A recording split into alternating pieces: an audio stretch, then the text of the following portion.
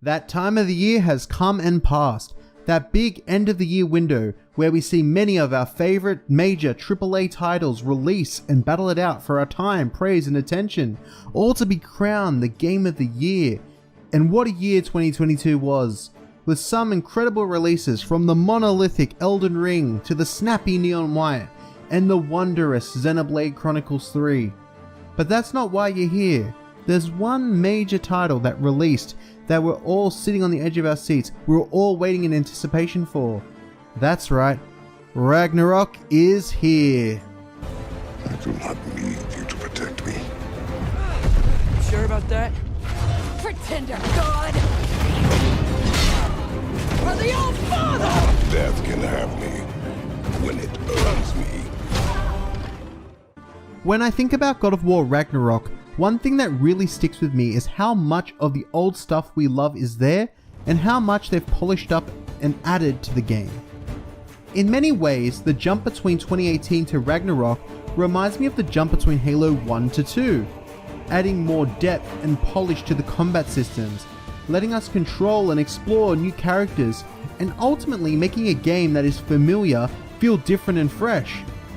Ragnarok is a game that truly shines and finds excellence in many areas, but none shine brighter than the game's story. The big question you probably have around Ragnarok is, how does it top the PS4 icon that is God of War 2018? And now the question is, how did they manage to top that game? How did they do it? Well, that's what I have the answer for. And now that the dust has settled and the game has had some time to breathe, I would love to dive into it and discuss one of the best narratives of 2022. Let's talk about God of War Ragnarok. Let's get into it. Fate only binds you if you let it.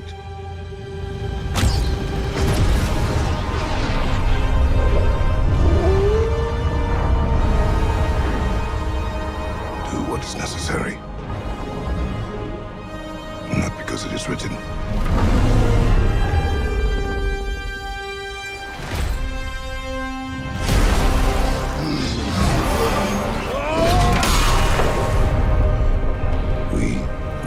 Our own destiny. God of War Ragnarok takes place 3 years after the events of the previous game, where both Kratos and Atreus have been training in preparation for the impending calamity that is Ragnarok. God of War Ragnarok's narrative is full of countless twists and turns that all tie back to the prophecy of Ragnarok. The themes and focus around Ragnarok are at its root focused around the core concepts of prophecy and fate, but within that are also focused around a few other ideas such as vengeance, war, and godhood. In a prophecy, everyone has a role to play. Everyone has a path to follow, right? The quick rundown of my thoughts about the story are that God of War Ragnarok tells a cleverly written narrative that juggles many ideas and characters, playing a game of hot potato and keeping the player in suspense of what will happen next. The narrative isn't afraid to take leaps and flip the script, and serves as the perfect conclusion to the Norse saga. Before elaborating on my thoughts any further, I want to let you know that from here on out, when we talk about the narrative, we'll be heading into spoiler territory, so feel free to skip ahead. I'll leave a timestamp in the description, or come back once you finish the game. But I'll leave a quick little timestamp and a TLDR in meme format of how I felt about the game. So now, let's get to it. And I gotta tell you, it was perfect. Perfect. Everything, down to the last minute details. God of War is centered thematically around the concepts of prophecy and fate. The idea of preventing the inevitable, or trying to change what is inevitable, is what ultimately makes it come true. God of War Ragnarok and its relation to prophecy feels like it's a race against the clock, as this father-son duo aim to change the course of fate. The interesting factors involved with Ragnarok is how the prophecy of Ragnarok impacts both the relationships of the main cast and supporting. Whether it's Kratos not wanting to believe it's true due to the implications the prophecy holds, or Atreus desperately trying to understand both Ragnarok and his own identity. The story plays hot potato, flipping you back and forth between different characters that provide a great perspective on a much wider cast of characters than in the previous game. Ragnarok is always dangling the idea and concept of prophecy throughout the story. Throughout, you'll see constant references to the phrase, the path, There are two ways to interpret the idea of the path. One being, obey prophecy, the predetermined fate that has been set for you. That is your path. The second is, we write and build our own path. And this could be not more clearly conveyed than Kratos himself when he talks to Atreus and says the line, "Fate will only bind you if you let it. Do what is necessary, not because it is written." It is here where both Kratos and Atreus are defying the path set for them and choosing to make their own destiny. And that is with this willingness to fight that all subsequent themes fall into place and work as they do. Because the clever part of Ragnarok's storytelling is that the concept of the path isn't exclusive to our protagonists, but everyone. Because in a prophecy, like I said before, everyone has a role to play. That is, if you're a believer of prophecy.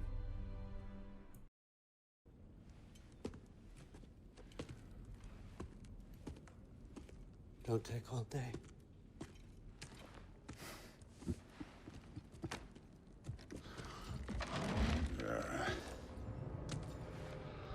About time.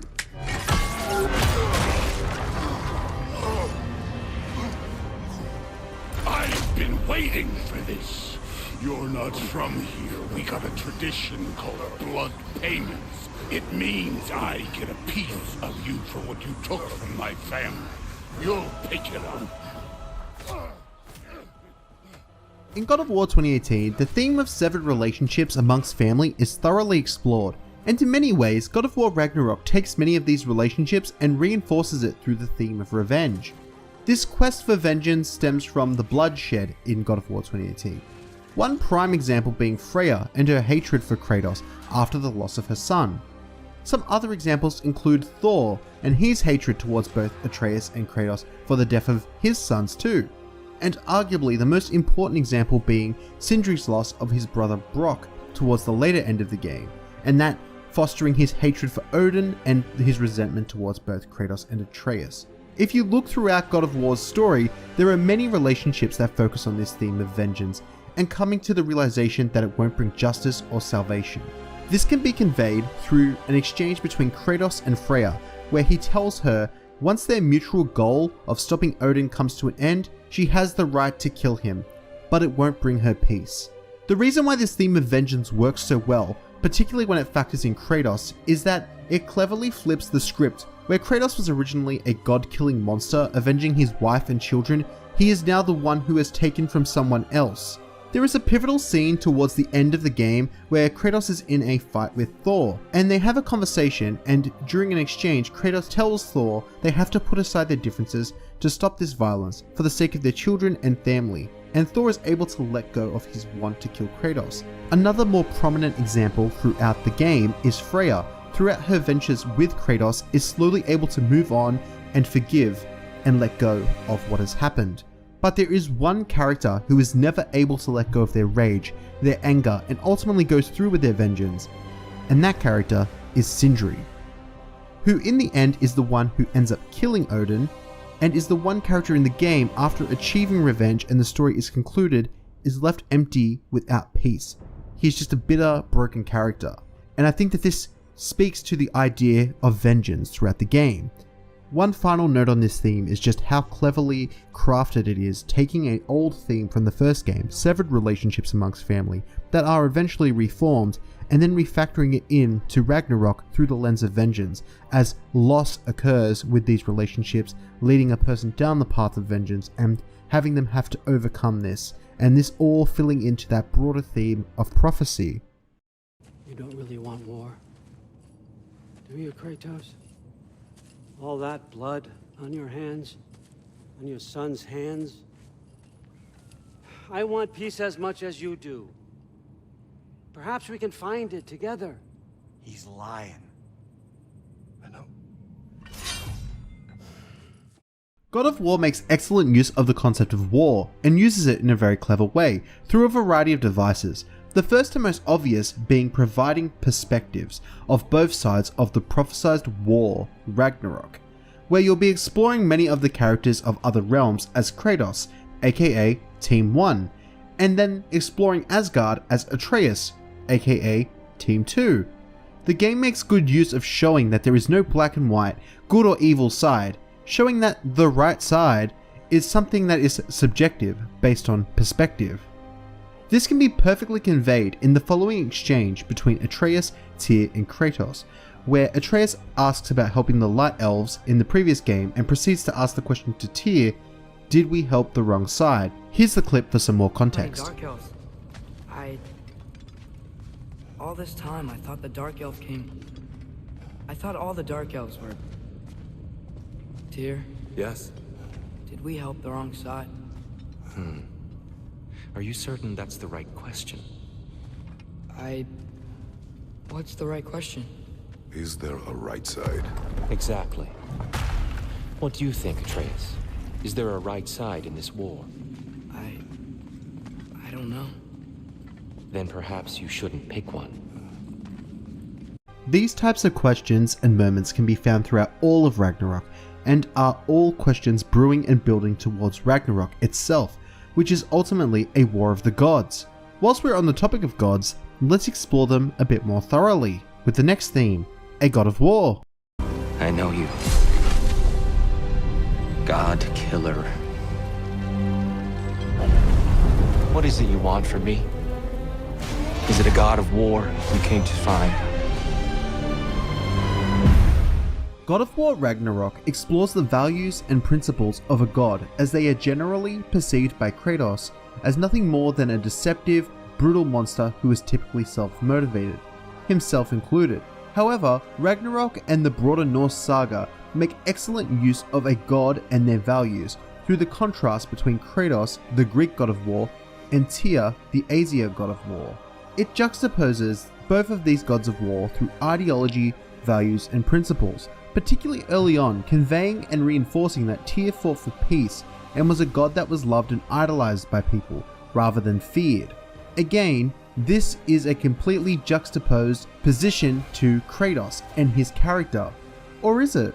If we're talking about the Kratos from the original trilogy, then this would absolutely be the case. But Kratos here in Ragnarok is, as we mentioned in the previous video, and as you would have noticed in God of War 2018, he is a character undergoing change, but is also under the belief that his actions and character are irredeemable. Throughout the Norse series, and particularly Ragnarok, Kratos is told and reinforced the idea that he is nothing more than a god that is made to be feared and is an irredeemable monster. And this is reinforced particularly in a little section where he has a conversation with Odin. This exchange really hammers home the ideals of godhood. I know you're not the god you once were. And now is your chance to prove it. Return my son, or you may meet the god I once was. And what kind of god is that, Kratos? What do you even know of godhood? In your lifetimes, has anyone ever worshipped you? Ever prayed to you? Can you even imagine that kind of love? No! You don't care about mortals. You don't care about anything beyond yourself, beyond the monster who kills without cause. You fear what you can never even hope to understand. Is it any wonder that your boy is in no rush to come back to you? Don't listen to him, brother. He's just trying to get in your head. Again, God of War Ragnarok flips the script here through both Kratos and Atreus defying prophecy together, uniting the realms to fight against Odin and leading the charge. The leadership and actions of Kratos lead to fulfilling what is the true prophecy, which isn't revealed until the closing scene of the game, painting an optimistic future of hope that provides the tormented soul of Kratos a future where he is a god that people could idolize. It is a perfect conclusion to a character who has been betrayed, vengeful, and haunted by the very actions he has committed.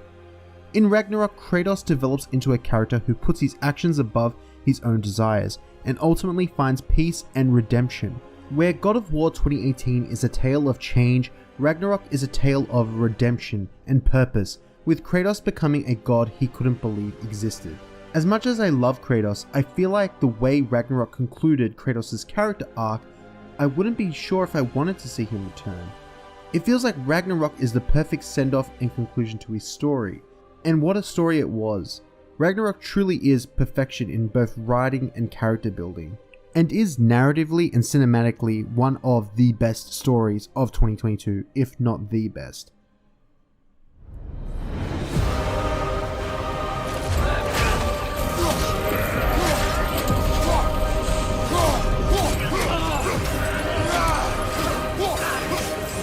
God of War Ragnarok takes the foundations of combat established in God of War 2018 and refines both the flow and fluidity of combat while sustaining much of the weighty combat that you've come to enjoy when using both the Leviathan Axe and the Blades of Chaos.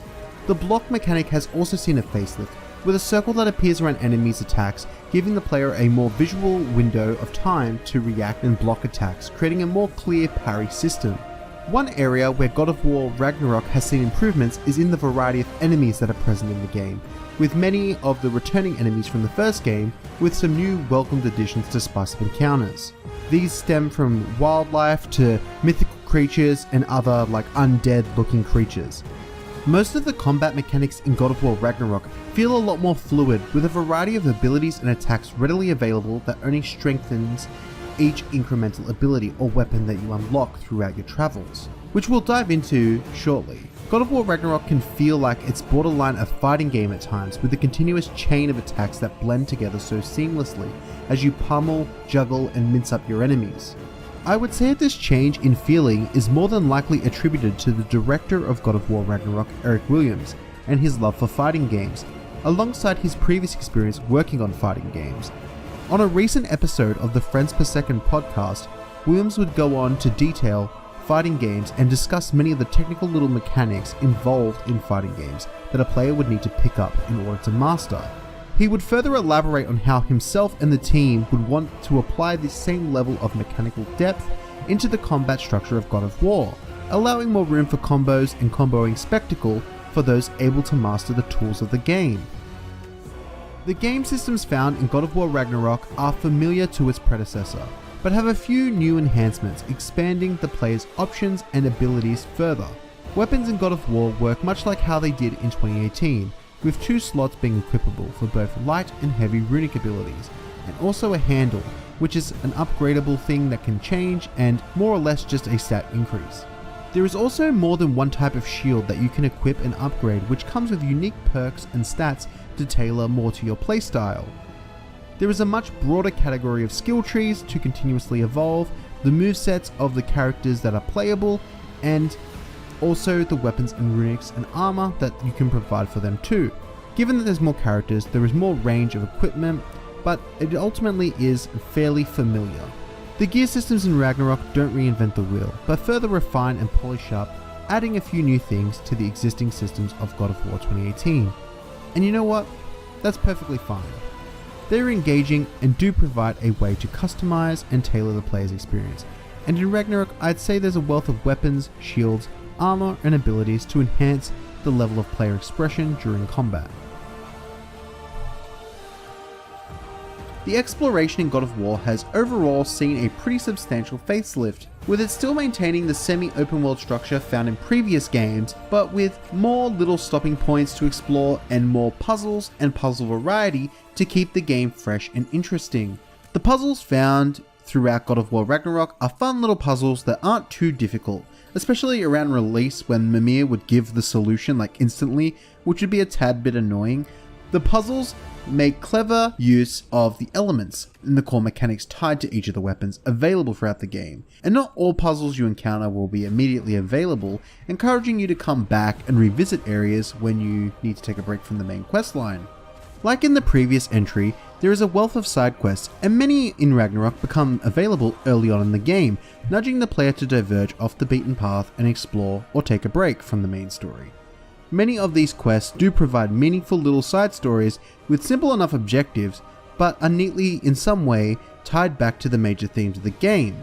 Also, like in the previous title, the side content is where Ragnarok's more challenging encounters take form, for players looking to master their skills, which is a nice way to keep those looking for that little extra challenge engaged. One aspect of God of War Ragnarok that is unsurprisingly incredible is the amount of standout performances amongst the voice cast.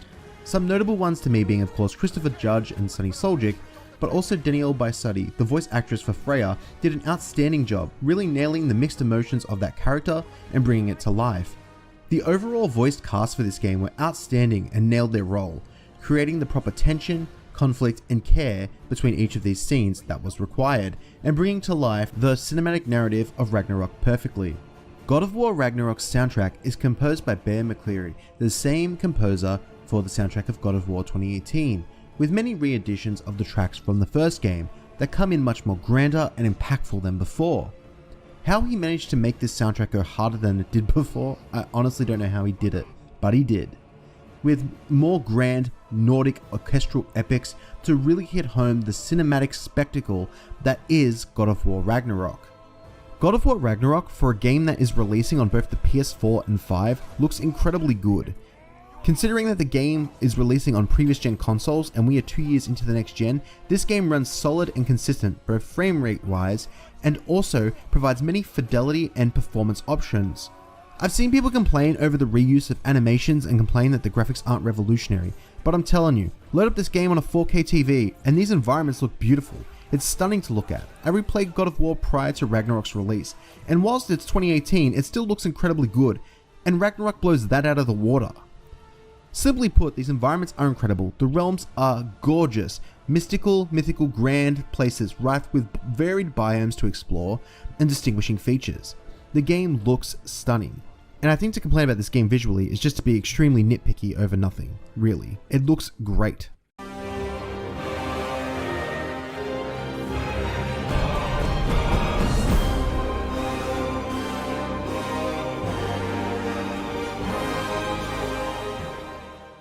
God of War Ragnarok delivers a strong, compelling narrative that is weaving each of its narrative threads together up until the final scene.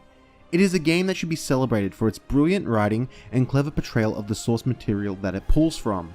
Its combat remains engaging, with a far greater expansion of components for the player to experiment with a greater level of depth. It provides more of what we liked from 2018 and adds some nice additions, such as new characters, areas, and weapons for us to try and play around with. It doesn't reinvent the wheel with its gameplay elements, but rather refines what worked into something that feels polished and iterated on. The experience that God of War is one that will stick with me for a long time to come, and is a perfect conclusion to a near-perfect duology. Thanks for watching.